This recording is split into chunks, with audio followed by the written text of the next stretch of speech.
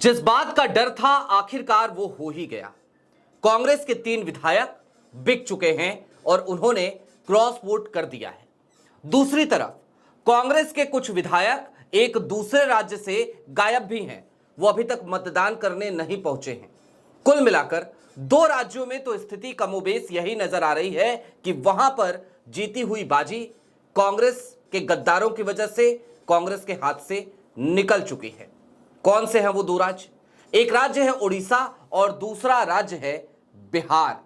लेकिन इन सब के बीच मजे की बात यह भी कि आज की तारीख में सिर्फ कांग्रेस के गद्दारों की पोल नहीं खुली, सिर्फ कांग्रेस के गद्दारों का चेहरा सामने नहीं आया, बल्कि एक बार फिर हम बार बार कहते हैं कि जो चुनावी प्रक्रिया है वो धरातल में जा रही है, वो रसातल में जा रही है। आज की तारीख में उसके भी नए कीर्तिमान गढ़े गए।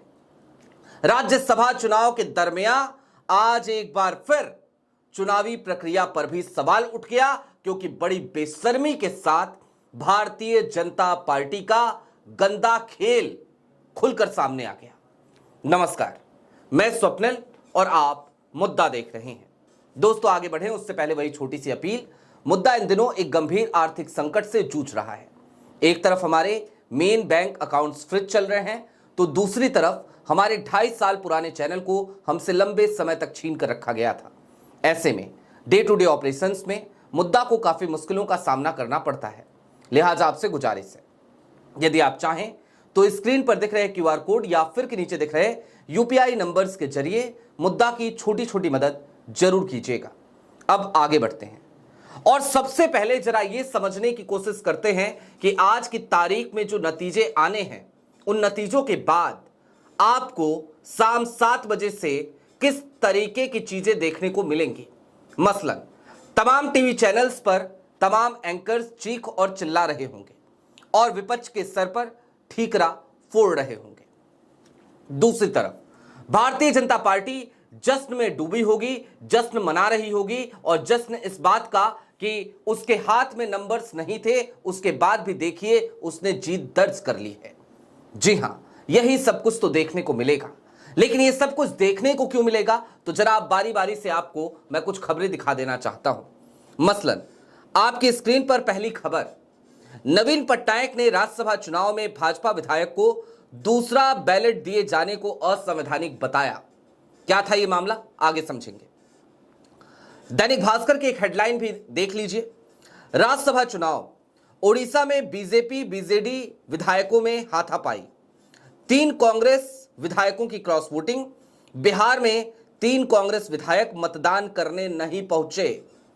और इसके साथ ही साथ कौन से 3 विधायक हैं जिन्होंने क्रॉस वोटिंग करी है, अब जरा उस तरफ चलेंगे। लेकिन उससे पहले ये जो दोबारा बैलेट दिया जाना था, और मैंने कहा था कि आज की तारीख में एक बार फिर नया कीर्तिमान गढ़ा गया, एक ऐसा कीर्तिमान जिसको जानने के बाद कोई भी व्यक्ति जो डेमोक्रेसी में मानता हो, लोकतंत्र में मानता हो, वो यही कहने पर मजबूर हो जाएगा कि भाई साहब, हो गई डेमोक्रेसी की जय जयकार।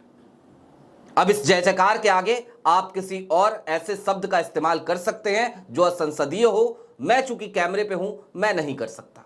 लेकिन क्या हुआ था, ये नवीन पटनायक ने क्या आरोप लगाया, जरा वो जान लीजिए।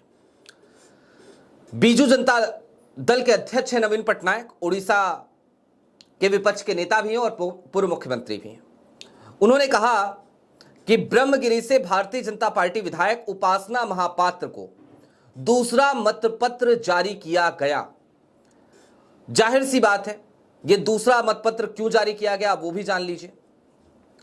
दरअसल उपासना महापात्र जो भारतीय जनता पार्टी के एमएलए हैं, विधायिका हैं, वो जब वोट डालने गई तो उनको जो मतपत्र मिला उसमें उन्होंने एक बड़ी गलती कर दी। जैसे ही उन्होंने वो गलती करी, वो वोट अवैध हो जाता।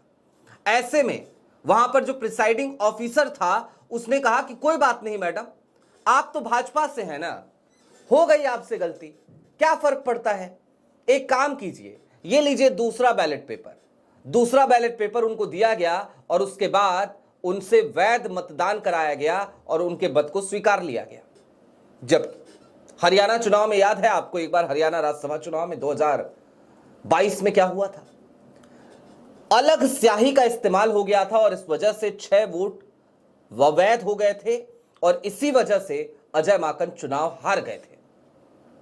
उनको दोबारा मतपत्र नहीं दिया गया था और कहीं पर भी यह प्रोसीजर है ही नहीं कि अगर कोई विधायक गलत मतदान कर दे तो उसको दोबारा मतपत्र दे दो।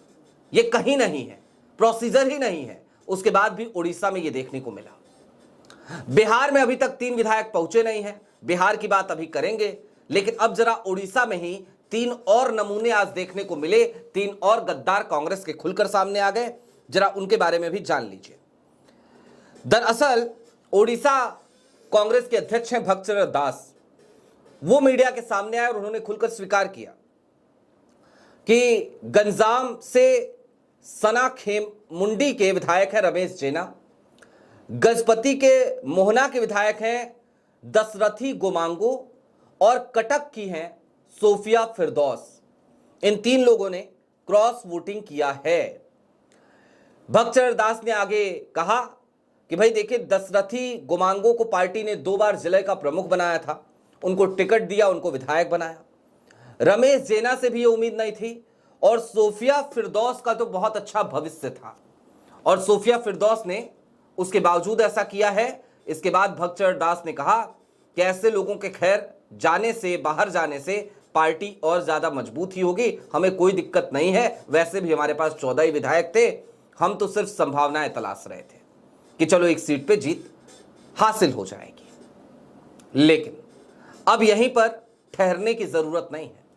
सोफिया फिरदौस इस नाम पर भी जरा चलते चलते चर्चा करने की जरूरत है ताकि आप समझ सके कि गद्दारी की जड़ें कितनी गहरी थी।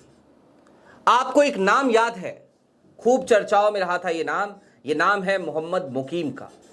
मोहम्मद मुकीम कांग्रेस के वही नेता थे, पूर्व विधायक थे, जिन्होंने राहुल गांधी के खिलाफ सोनिया गांधी को चिट्ठी लिखी थी।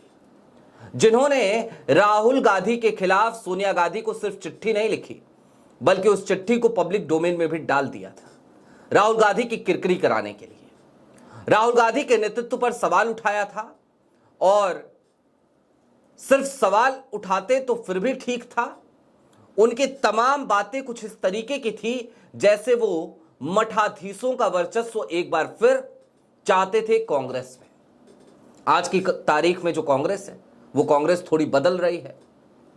राहुल अपने हिसाब से गोटियां सेट कर रहे हैं, अपने हिसाब से कांग्रेस को चला रहे हैं।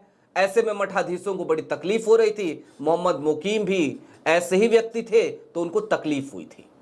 अब मोहम्मद मुकीम का जिक्र क्यों कर रहा हूं? सोफिया फिरदौस कोई और नहीं बल्कि मोहम्मद मुकीम की ही बेटी हैं और मोहम्मद मुकीम की विधायकी छिन गई थी अदालत के आदेश के बाद। तो उसके बाद सोफिया फिरदौस को कांग्रेस ने मौका दिया था, कहा था कोई बात नहीं, आपके पिताजी की सीट है, उनसे मौका छिन चुका है, अदालत का फैसला है, आप अगर चुनाव लड़ना चाहती हैं तो आप आइए, आप चुनाव लड़िए।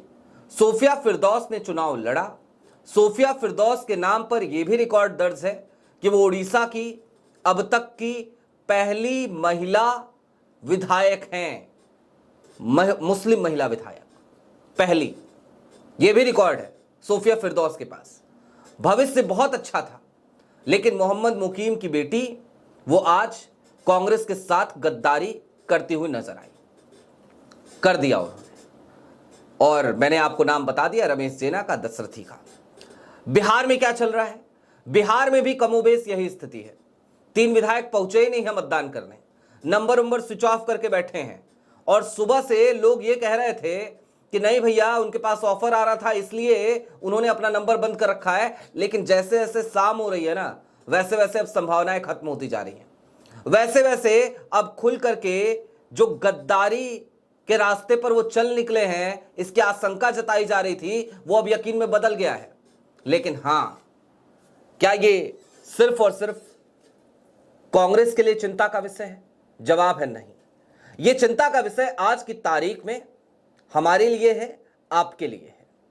जरा सोचिए, जिन विधायकों को जनता कितनी उम्मीदों से चुन करके भेजती है, वो विधायक अगर जाकर के इस तरीके से क्रॉस वोटिंग करते हैं, इस तरीके से अपने ईमान का सौदा करते हैं, कोई 5 करोड़ में बिक जाता है, कोई 2 करोड़ में बिक जाता है, तो कोई ब्लैकमेल हो जाता है क्योंकि उसके ऊपर भ्रष्टाचार के आरोप हैं या उसकी फाइलें बहुत लंबी हैं, तो फिर क्या ये डेमोक्रेसी जिंदा है?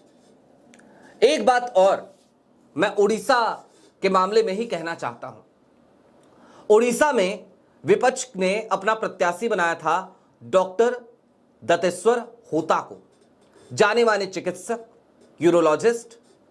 लेकिन क्या ये 3 विधायक जिन्होंने क्रॉस वोटिंग करी है, ये बताएंगे इन्होंने किस वजह से क्रॉस वोटिंग करी है? क्योंकि दशरथ होता के सामने कौन उतरा था?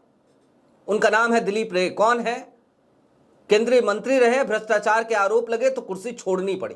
क्या ये तीनों बेशर्म विधायक कांग्रेस के, जिन्होंने कांग्रेस के साथ गद्दारी करी, क्या वो गद्दारी सिर्फ कांग्रेस के साथ की है या देश के साथ की है?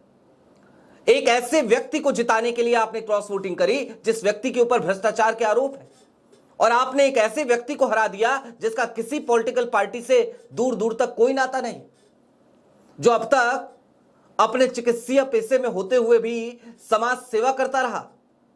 उसको अगर नवीन पटनायक कांग्रेस के सहयोग से राज्यसभा पहुंचाना चाहते थे तो आपने कौन सी अंतरात्मा की आवाज सुनी भाई? क्या आपकी अंतरात्मा की आवाज एक भ्रष्टाचारी का साथ देने के लिए खड़ी हो गई और डॉक्टर दत्तेश्वर होता चुनाव हार गए? अब इसमें कोई संदेह तो है नहीं कि वो चुनाव हारेंगे कि नहीं हारेंगे, क्योंकि नंबर्स तो सामने है, क्रॉस वोटिंग हो चुकी है, मार्जिन बिल्कुल खत्म था, हार गए वो। तो क्या इन्हें शर्म नहीं आनी चाहिए? जाहिर सी बात है, शर्म तो आनी चाहिए, लेकिन शर्म आएगी नहीं।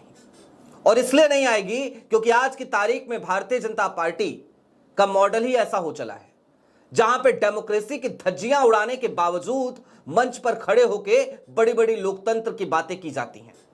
देश के प्रधानमंत्री तो नायाब उदाहरण है इसके।